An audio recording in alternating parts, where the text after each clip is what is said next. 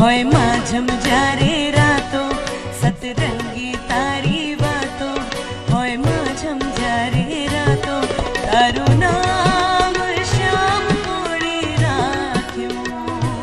તો deputy CM Harsh Sanghavi હાલ મંદિર પરિસરમાં પહોંચી ચૂક્યા છે। કાફલા સાથે તેઓ મંદિર પરિસરમાં પહોંચ્યા અને થોડી જ ક્ષણોમાં સીએમ ભૂપેન્દ્ર પટેલ પણ મંદિર પરિસર ખાતે પહોંચશે અને તેમના દ્વારા પહિંદ વિધિ કરવામાં આવશે। પરંતુ તે પહેલાની આ તસવીર કે જ્યાં ડેપ્યુટી સીએમ હર્ષ સંઘવી અત્યારે મંદિર પરિસર ખાતે પહોંચ્યા છે કાફલા સાથે અને તેમના દ્વારા ભગવાનના દર્શન કરવામાં આવશે અને આ સાથે જ થોડી જ ક્ષણોમાં સીએમ ભૂપેન્દ્ર પટેલ પણ મંદિર પરિસર ખાતે પહોંચશે અને તેમના દ્વારા પહિંદ વિધિ કરવામાં આવશે।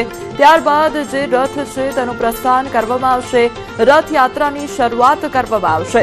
પરંતુ હાલની એ તસવીર કે જ્યાં ડેપ્યુટી સીએમ હર્ષ સંઘવી મંદિર પરિસર ખાતે પહોંચી ચૂક્યા છે, જે રથ છે ત્યાં આગળ તેમના દ્વારા પ્રસ્થાન કરવામાં આવ્યું છે અને આ સાથે ભગવાનના દર્શન પણ કરવામાં આવશે અને થોડી જ ક્ષણોમાં સીએમ ભૂપેન્દ્ર પટેલ પણ પહોંચશે અને તેમના દ્વારા પહિંદ વિધિ શરૂ કરવામાં આવશે। તો સોનાની સાવરણી વડે તેમના દ્વારા સફાઈ કરવામાં આવશે અને ત્યારબાદ જે ગંગાજળ છે તે પણ છાંટવામાં આવશે। પહિંદ વિધિનું પણ અનોખું મહાત્મ્ય છે, જેમાં નાથની નગર યાત્રા પહેલા આ પહિંદ વિધિ કરવામાં આવે છે અને તે પહેલાની આ તસવીરો કે જ્યાં ડેપ્યુટી સીએમ હર્ષ સંઘવી દ્વારા નિરીક્ષણ કરવામાં આવી રહ્યું છે અને થોડી જ ક્ષણોમાં સીએમ પણ પહોંચશે।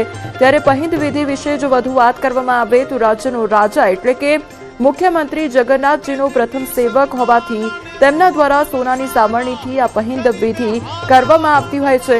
ગુજરાતમાં આ વિધિને પહિંદ વિધિ તરીકે ઓળખવામાં આવે છે, જ્યારે ઓડિશાના જગન્નાથપુરીમાં તેને છેરા પહેરાક તરીકે ઓળખવામાં આવે છે। રાજ્યના મુખ્યમંત્રી દ્વારા જગતના નાથ નગર યાત્રાએ નીકળે ત્યારે રસ્તો સાફ કરવામાં આવે છે તથા રાજ્યના પ્રથમ નાગરિક દ્વારા જ ભગવાનના રથનું દોરડું ખેંચીને રથનું પ્રસ્થાન કરાવવામાં આવતું હોય છે। ગુજરાતમાં 1990થી આ પહિંદ વિધિની શરૂઆત થઈ છે। આ અલગ અલગ બે તસવીરો કે જ્યાં ડેપ્યુટી સીએમ હર્ષ સંઘવી જોવા મળી રહ્યા છે મંદિર પરિસરમાં અને બીજી તરફ એ ભગવાનનો રથ કે જ્યાં તેઓ પહોંચ્યા છે અને તેમના દ્વારા જે તમામ બાબતોનું નિરીક્ષણ કરવામાં આવી રહ્યું છે, આ સાથે ભગવાનના દર્શન પણ ડેપ્યુટી સીએમ દ્વારા કરવામાં આવી રહ્યા છે અને થોડી જ ક્ષણોમાં તેમના દ્વારા જે પહિંદ વિધિ છે સીએમ પહોંચશે અને સીએમ દ્વારા પહિંદ વિધિ કરવામાં આવશે। ત્રીજી એ તસવીર સામે આવી છે કે જ્યાં સીએમનું આગમન થશે તે પહેલા જે ચાંપતો બંદોબસ્ત છે તે ગોઠવી દેવામાં આવ્યો છે। આ વખતે ખૂબ જ સુરક્ષાને લઈને ધ્યાન રાખવામાં આવી રહ્યું છે અને સજ્જડ જે બંદોબસ્ત છે તે પણ કરવામાં આવી રહ્યો છે। કોઈપણ પ્રકારની અનિચ્છનીય ઘટના ન સર્જાય તેનું પણ ખાસ ધ્યાન રાખવામાં આવી રહ્યું છે। રથયાત્રાની અભેદ સુરક્ષા વિશે પણ વાત કરવી છે। કેટલા પોલીસ કર્મચારીઓ તૈનાત કરવામાં આવ્યા છે તેના વિશે જો વાત કરવામાં આવે તો 10 આઈજી ડીઆઈજી તૈનાત કરવામાં આવ્યા છે। 30,000 જેટલા જે પોલીસ કર્મચારી। અરવલ્લી જિલ્લામાં એક અઠવાડિયા પછી ફરી જામ્યો વરસાદી માહોલ। મોડાસાના ગ્રામ્ય પંથકમાં ભારે પવન સાથે વરસાદ। જીવનપુર, ભીલકુવા સહિતના વિસ્તારમાં વરસાદથી ખેડૂતોમાં ખુશી છવાઈ। મગફળી, સોયાબીન સહિતના પાકને મળ્યું જીવનદાન।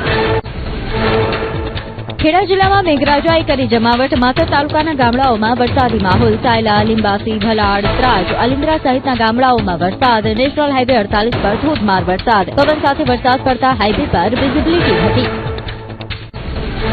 અષાઢી બીજના આગલા દિવસે મેઘરાજાના વધામણા। રાજકોટ જિલ્લાના ગ્રામ્ય વિસ્તારમાં જામ્યો ધોધમાર વરસાદ। રાજકોટ કાલાવડ હાઈવે પર વરસાદી માહોલ।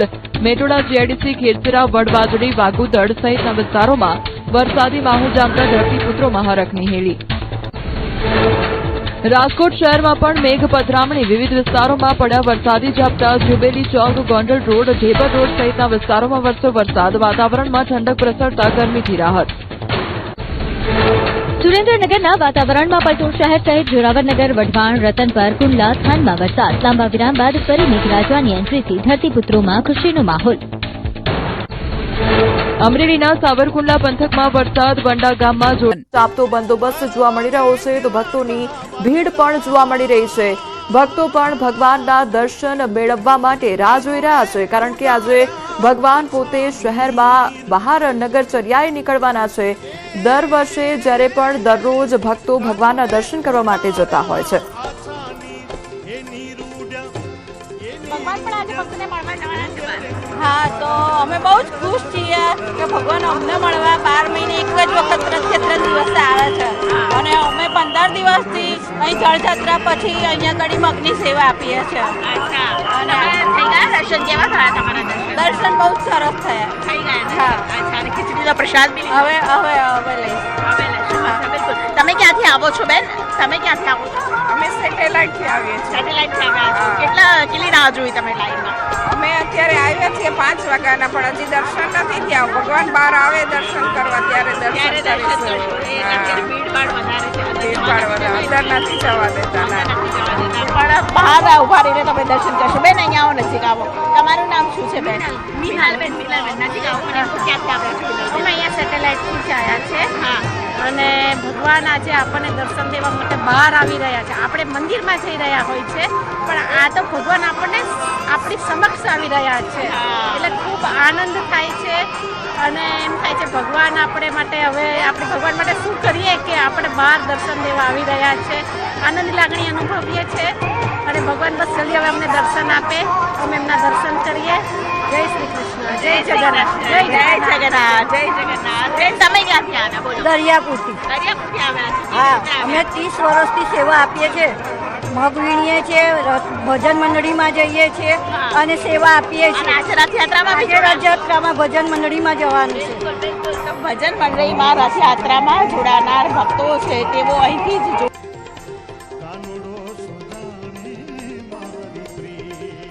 રહ્યો છે કે જ્યાં ભગવાન ભક્તોને દર્શન આપવા માટે આવવાના છે ત્યારે ભક્તો આતુરતાથી રાહ જોઈ રહ્યા છે. ત્યારે ભગવાનના જે રથ છે તેના વિશે પણ વાત કરવી છે, કારણ કે તે ભગવાનના રથ પણ અનોખા રથ છે. તે કેવી રીતે બનાવવામાં આવે છે તેના વિશે વાત કરવામાં આવે તો 3માંથી જે એક પણ રથ છે તેમાં ધાતુનો ઉપયોગ કરવામાં આવતો નથી. રથ બનાવવા માટે 3 પ્રકારના પવિત્ર લાકડાનો ઉપયોગ કરવામાં આવે છે.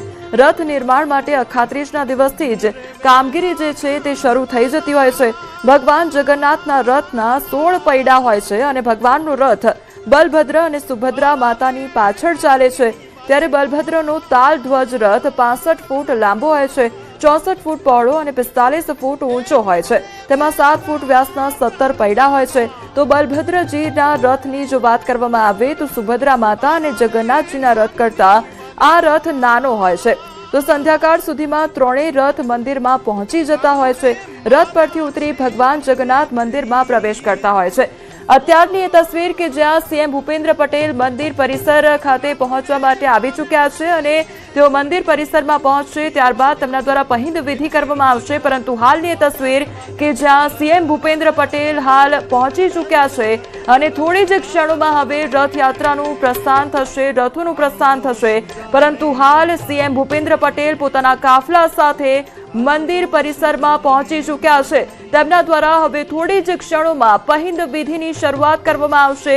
સોનાની સાવરણી દ્વારા તેમના દ્વારા સફાઈ કરવામાં આવશે અને ત્યારબાદ રથોનું પ્રસ્થાન કરવામાં આવશે. હાલ સીએમ ભૂપેન્દ્ર પટેલ પોતાના કાફલા સાથે મંદિર ખાતે પહોંચી ચૂક્યા છે અને થોડી જ ક્ષણોમાં હવે રથયાત્રાની શરૂઆત કરવામાં આવશે. આ અલગ અલગ એ તસવીર સામે આવી રહી છે કે જ્યાં સીએમ ભૂપેન્દ્ર પટેલ અત્યારે જગન્નાથજી મંદિર ખાતે પહોંચ્યા છે અને તેમના દ્વારા હવે થોડી જ ક્ષણોમાં પહિંદ વિધિ કરવામાં આવશે. સોનાની સાવરણી વડે સફાઈ કરવામાં આવશે. સીએમ ભૂપેન્દ્ર પટેલ લોકોનું અભિવાદન ઝીલતા નજરે પડી રહ્યા છે. ભક્તો જે આતુરતાથી રાહ જોઈ રહ્યા છે તે આતુરતાનો હવે અંત આવ્યો છે. ભગવાન હવે થોડી જ ક્ષણોમાં નગરચર્યાએ નીકળશે. સીએમ ભૂપેન્દ્ર પટેલ હાલ મંદિર ખાતે પહોંચી ચૂક્યા છે. જગન્નાથ મંદિર ખાતે તેઓ પહોંચ્યા છે અને થોડી જ ક્ષણોમાં હવે તેમના દ્વારા પહિંદ વિધિ કરવામાં આવશે. સીએમ ભૂપેન્દ્ર પટેલ અભિવાદન ઝીલતા નજરે પડી રહ્યા છે. ભગવાનના દર્શન તેમના દ્વારા કરવામાં આવશે અને આ સાથે જ પહિંદ વિધિની શરૂઆત કરવામાં આવશે. સોનાની સાવરણી વડે તેમના દ્વારા સફાઈ કરવામાં આવશે અને ગંગાજળ છાંટવામાં આવશે.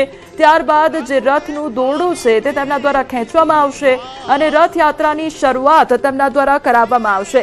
હાલ સીએમ ભૂપેન્દ્ર પટેલ મંદિર ખાતે પહોંચ્યા છે. ભક્તોની જે આતુરતાનો અંત છે તે હવે થોડી જ ક્ષણોમાં આવી જશે, કારણ કે ભક્તો આતુરતાથી વહેલી સવારથી રાહ જોઈ રહ્યા છે કે ભક્તો જે ભગવાન જે છે તે નગરચર્યાએ નીકળે અને ત્યારબાદ ભગવાન દ્વારા ભક્તોને દર્શન આપવામાં આવે.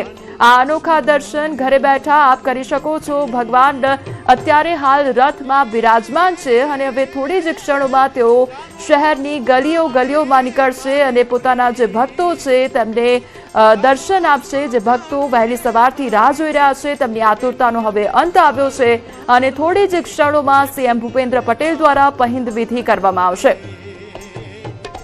કાનુડો સુજાણે મારી